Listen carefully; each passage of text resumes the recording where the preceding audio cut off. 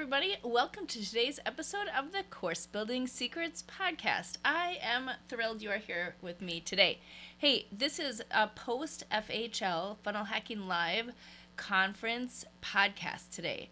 And I recorded a bunch of them when I was there, but this is the first one post conference. And one of the reasons I'd love to do this one is because after a couple of days, you get the chance to reflect and really think about all of the awesome speakers and things that happened at the conference. So if you're not familiar with FHL, Russell Brunson owns ClickFunnels, and ClickFunnels has an annual conference every year. And what happens is about 5,000 marketers get together and learn and network and really just share awesome ideas. And so a lot of times we get sort of the state of the union of what's happening in all things marketing by going to this conference. So it's one that we love, our team goes, and we really get some great insights. For this year, one of the most awesome things is that for the first time, Russell actually mentioned fulfillment, which makes me so happy and makes my heart happy. And he gave a very strategic sort of view into how to create a marketing funnel that will bring people in and convert them into buyers. And so he gave the big picture view of that, and one of the key components of it is how do you put people into a continuity model. And he went so far as to say that you don't have a real business until you have a continuity program, which of course makes me happy. But the reason he said it wasn't because of the fact that you can actually really help not only serve your customers, but ascend them and retain them so that they stay in a membership model. He was saying it because of the reoccurring revenue, right? And so the goal in any business is to continually make money and help serve your people, right? So you're exchanging value in order to get those sales. And so that's what he's talking about is you create a sustainable business when you have reoccurring revenue that you can count on in your business. But one of the key things that is included in a continuity or membership program, which obviously from a sales and marketing perspective, he's not focused on, is that once you get a customer, you have to keep them. Right? So in order to get that monthly reoccurring revenue, you have to do things in a continuity program to keep and retain your members or your customers. And so he talked a little bit about that, but the overall goal of a conference such as a marketing or sales conference or any conference that's out there is to share the what and the why.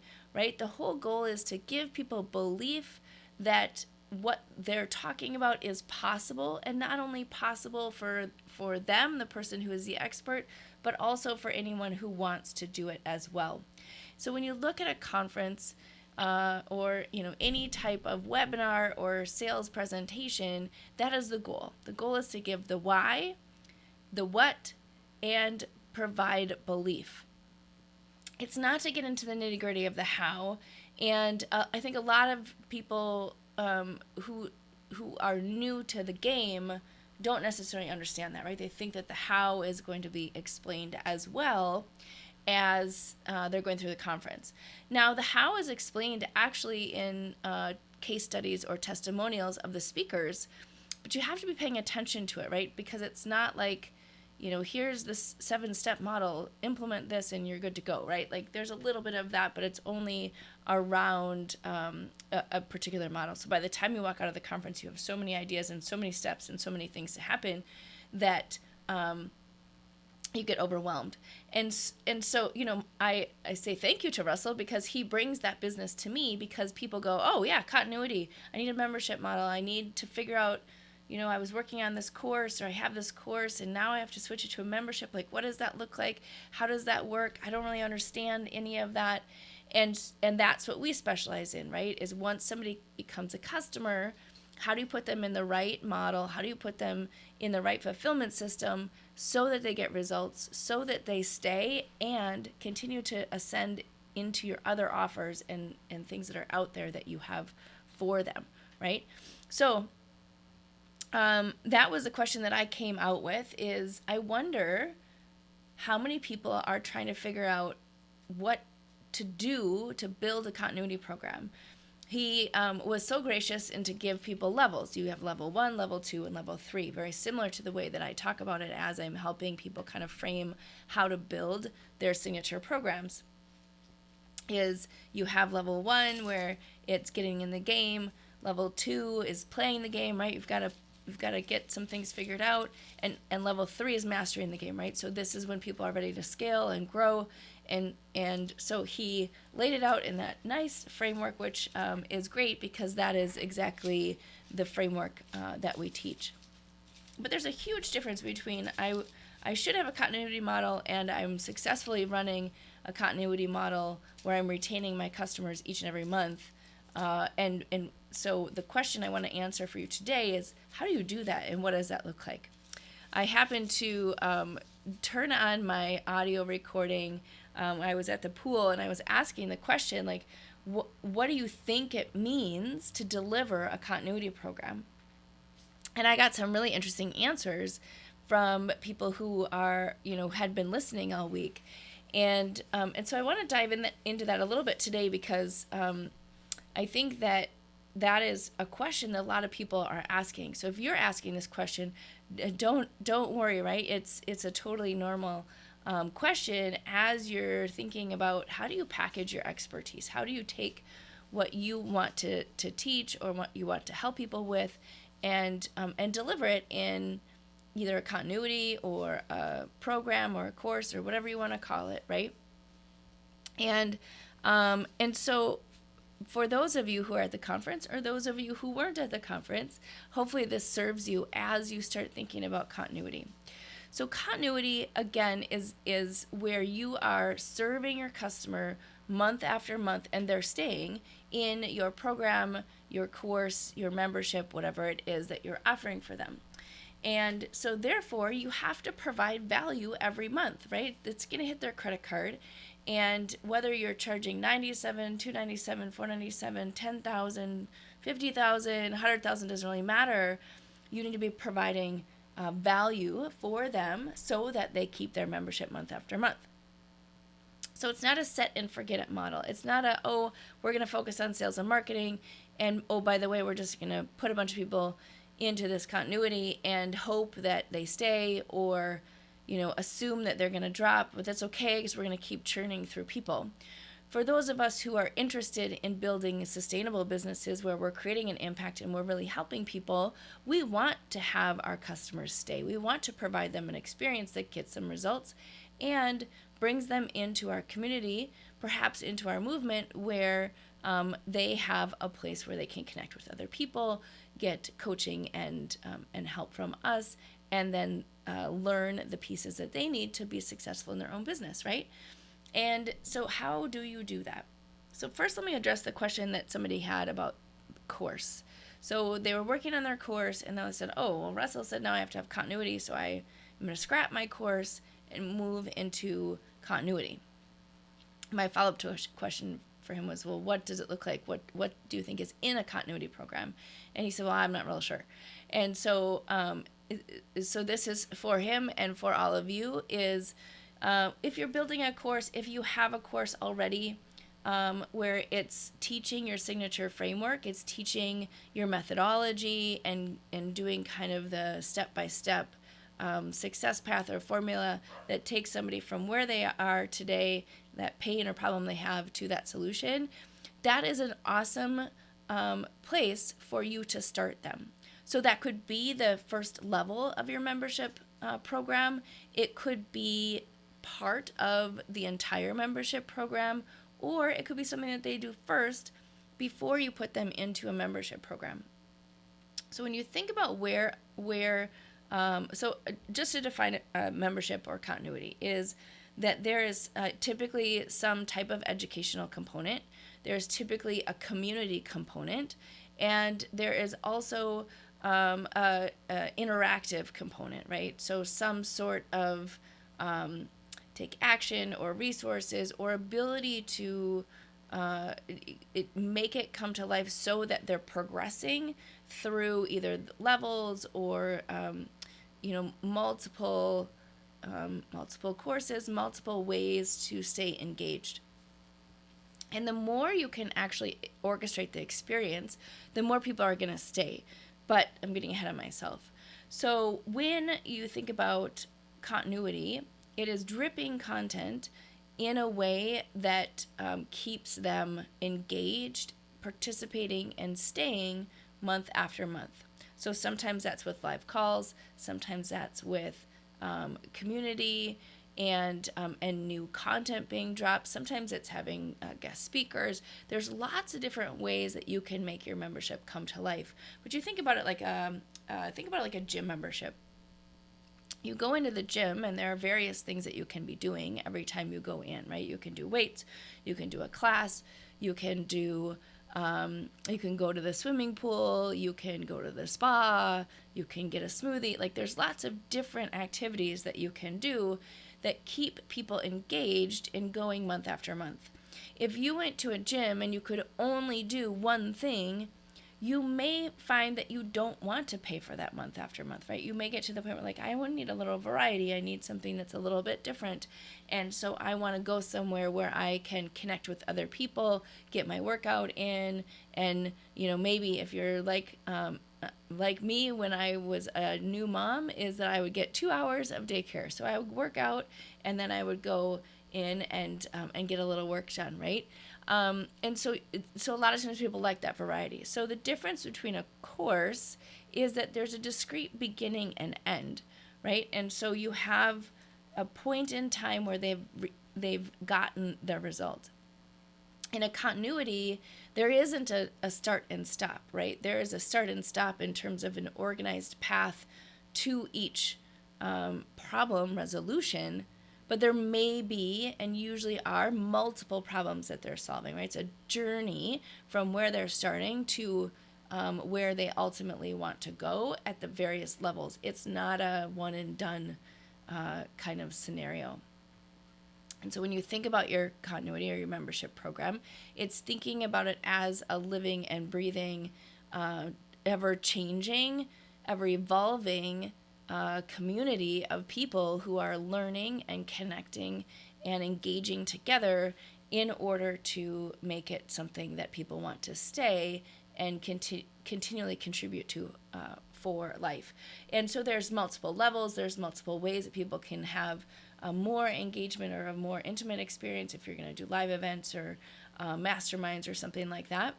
But at the end of the day, it's just a more dynamic model that keeps people active month after month versus a course traditionally, and especially as Russell would talk about it, is something that has a start and stop and is a smaller unit of value that people have as they come into your world or as they're ascending through your world.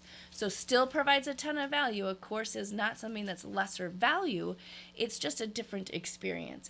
It is helping people solve a particular problem that they're working on, and a membership is doing that and doing more, right? And so it's a continuous evolution of how you either loop courses together or create a more dynamic experience. So that's continuity. That's how you think about it. So the next question is like, how do I create that, right? Like, how do I put that out there? And I'm going to tell you the biggest mistake I see people doing is that they go right into the software and they just start like putting a bunch of stuff in. Oh, maybe some marketing videos, or maybe some some of my courseware, or, oh, I did this random thing this one time, I'm just going to throw that in there. And what you want to do is you actually want to start with the strategy of what your membership site's goals are and what the experience is going to be. What is your membership site and how is it different? How does it help your students? How does it keep your students in your world by creating a continuous cycle, a continuous loop that brings them deeper and deeper into the other programs or offerings that you have. And so start there, kind of map that out. What how can you put together a cohesive experience that walks them through how to go through it, right? Instead of just dumping a bunch of stuff in there, how do you make it into something that has a progression to it, has the levels, has the ability to still take people on a path that gives them results. One of our favorite ways to do this is to add in an assessment at the beginning, and the assessment actually will put them into the right place. So you are at this level, or you should take modules X, Y, and Z, because that is going to help you get to your goal. So when you can do a personalized learning path in a membership, it helps to provide that strong experience for people, so they aren't getting lost, so they know where to go, so they don't come in, get overwhelmed, and then leave. And so that is a great approach to use to get started, is that personalized learning path. And you can do that almost in any tool. It's just really thinking about, like, what are the starting points. Like, maybe you have 3 different types of people, or 3 levels of people who are coming into your membership, and so you would create an assessment that would trigger that first level, trigger the second level, and trigger the third level, and then provide them some suggestions or an actual action plan that they can use as they're going through your membership. Awesome. So the next thing is, one of the easiest ways to make sure that people have the ability to participate is to publish a calendar. What is your monthly or 90-day calendar of events that keeps people actively engaged? Sometimes it's just office hours, sometimes it's special guests, sometimes it's you're going to focus on a particular topic that you want to teach, that has relevance in the kind of the cadence of where people are. And so those are ways to keep people engaged and keep it sticky, is that you are actually having them show up for live sessions. You could have specific challenges or conversations or community posts that are going on that help them engage and connect with other people. When they're engaged and connected to others, not just you and your material, they are much more likely to stay, because they want to be a part of that network. They want to be a part of that community. And the more you can make it their identity, the more they will actually stay. All right, so hopefully this has given you a little bit of clarity on what is a continuity program, how do I create one, how is it different than a course, and like, how do I get started? So hopefully this serves you. Again, like, it's always amazing when Russell just touches on fulfillment, because again, it's not his role. It's not what the marketing and sales conference is for. It's not for focusing on fulfillment. But at some point, somebody's got to focus on it. You need to focus on it in your business, because it's actually what will help drive your success.